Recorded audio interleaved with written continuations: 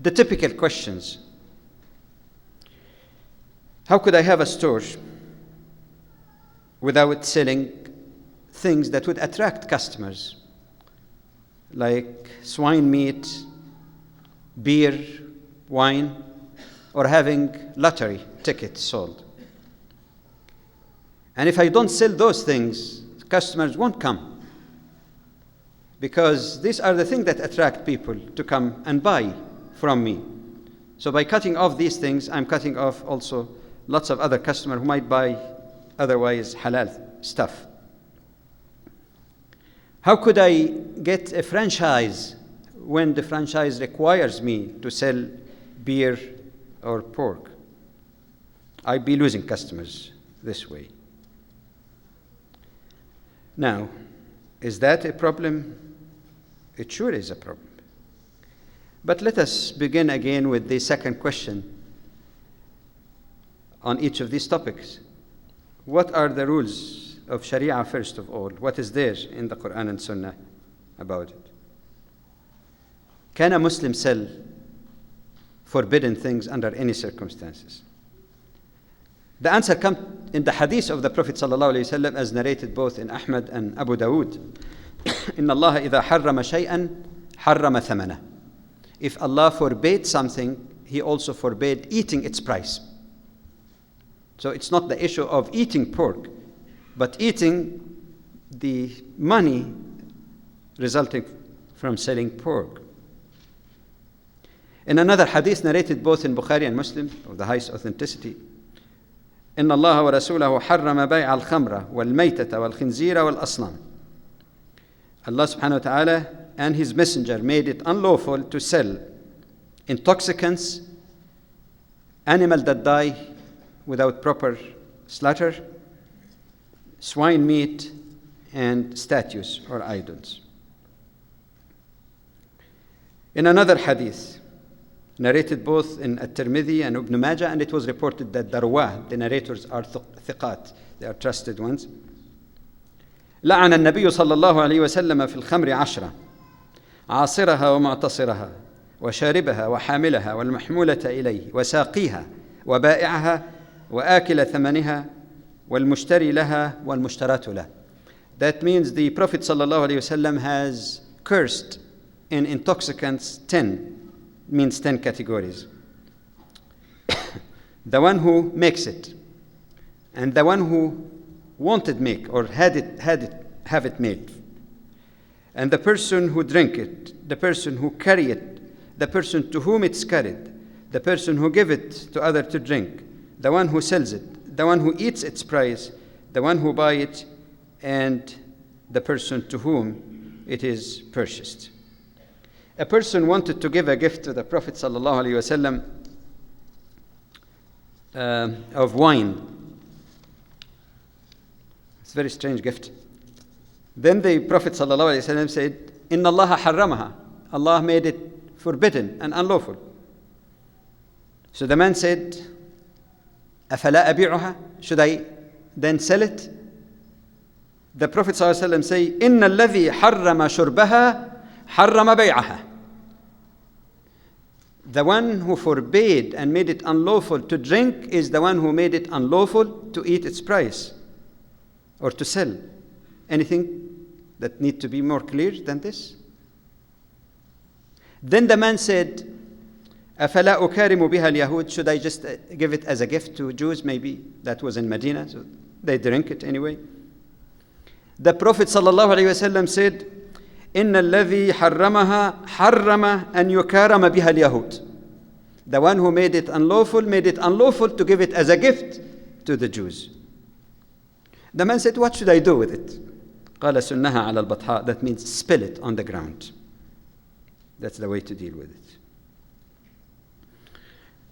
To be more specific now, how does that apply to contemporary life of people or Muslim doing business here?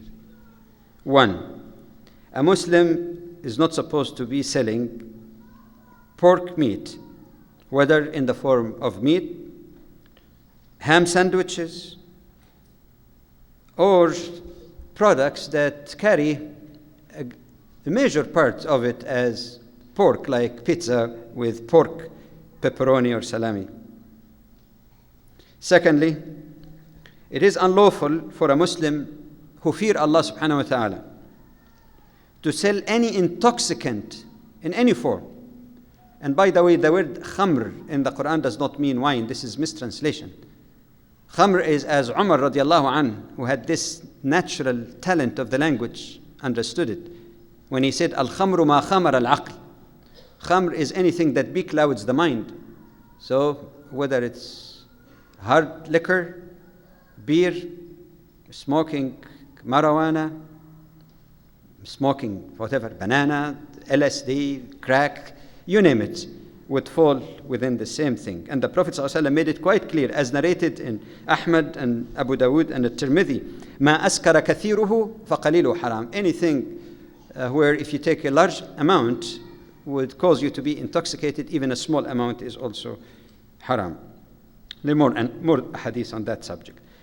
A third application, that selling, not only taking, selling any intoxicant is unlawful as well.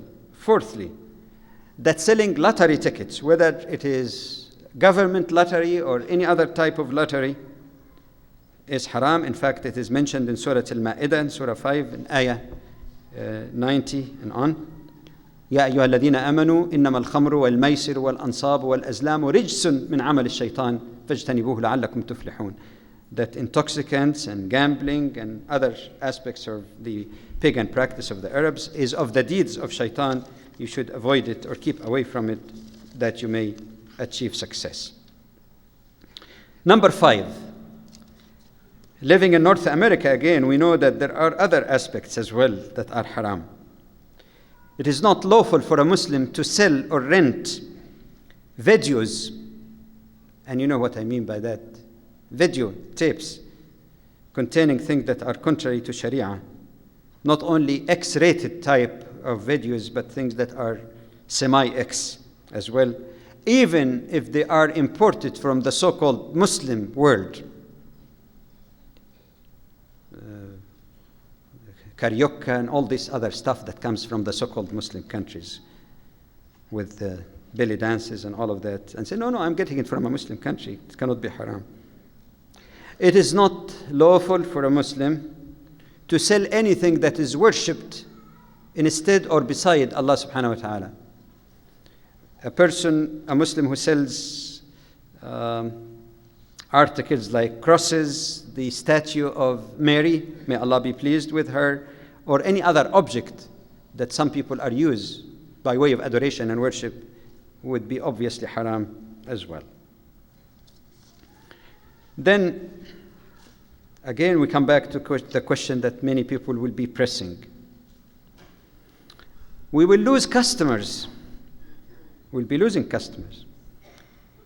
But that, again, sometimes we forget that it is not the customer who gives us rizq. It is Allah who gives us rizq through customers. And let me tell you a little story that happened with me many years back. I forgot how long, 10, 15 years. I was giving a lecture in Denver. And one brother there had a store, a sandwich store, in a very strategic location in downtown. And he was doing all right because lots of employees come during lunch hour to buy sandwich or have some drink. And then he said, I feel guilty. He said, why, brother? He said, because I have lots of good things, juices and sandwiches, but some people come and ask for, ham sandwiches and occasionally beer, and I feel bad about it. I reminded the brother, I said, Allah gives rizq. He said, what should I do? I said, you focus on quality. And if somebody asks for a ham sandwich, say, I'm sorry, I don't ham, but I have delicious turkey, or this or that. Make sure that you have really good food. Diversify, have lots of attractive types of juices, range of that. And try it. Depend on Allah and try it. At the beginning, he sounded like this man doesn't know what he's talking about. He doesn't know the realities of business. But later on, he told me that I kept thinking that it's not practical. But then I said one time, let me try it. And then he said, in no time, his business even went up from the barakah of dealing with halal. But you might get some people who say, I tried that and I only got, got losses, I have less income, I have less profit. But suppose even you don't have the same situation like that brother in Denver. Again, rizq comes from Allah. And what would wealth do if Allah subhanahu wa ta'ala punishes us? Suffice, Allah forbid, that a person get a serious disease and all those tens of thousands of dollars are spent in no time. It might cost $2,000 just for one night in a hospital. What's the benefit? And above all, if we think long term, how would that affect our well-being in front of Allah subhanahu wa ta'ala in the ultimate day of judgment? The question of franchise is difficult, I admit. I know one brother or sister asked the question last night. And not all franchises are the same. I heard of some cases with some of the less known franchises where a Muslim demanded, and he said, I cannot sell these items. I can sell all other sandwiches, but not this item. They fussed and argued, but finally, in few cases, they acceded and made exception. But of course, I'm not talking in vacuum, and I do know that there are some franchises where they will be very, very strict about their products. If you want to get a franchise like on the submarine sandwiches or McDonald's or Burger King or whatever, they are very strict on that because they make national advertisement of their products, some of which contain pork, and it's very, very difficult for them really to give exception, even if the marketing manager might be willing to do this. It's very hard. But of course, we can say that long term, if Muslims unite together, a sort of coalition of Muslim business persons in the continent, and keep writing and pushing those big franchises, maybe they could make, ultimately, in the future, I'm not saying this will happen immediately, franchise contract A and B, giving some concession to Muslims and possibly Muslims and Jews for that matter. This is an area where some cooperation even could be productive. I know some of you might say this is not realistic, but only 2 days ago, we received a letter in the Islamic Information Foundation in Halifax based on a big fight that some sisters, I give credit to the sisters actually, had with the Tim Hortons donuts. Oftentimes we used to ask them, is there any lard in the Tim Horton products? But they were evasive. They used to say, oh, no, we fry it in pure vegetable oil. And some people took that as a sufficient answer. I mean, dough fried in vegetable oil, what's the problem with dough?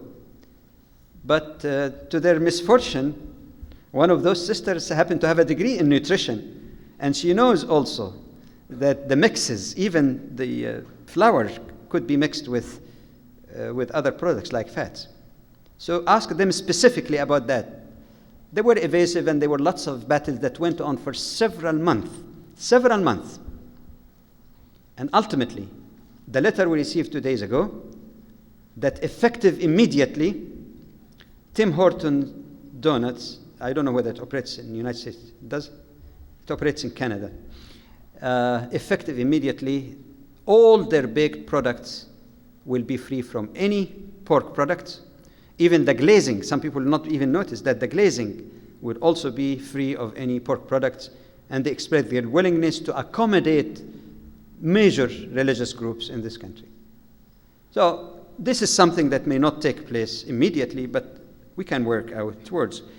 But if a Muslim investor think that a franchise is better for him at the expense of his deen or her deen, then maybe they should try some other business. They can start independent business if they could. Let me come to another issue without dwelling much. If the questions, inshallah, might deal with the particulars as we move on, and I'll pass the questions so that you can study them.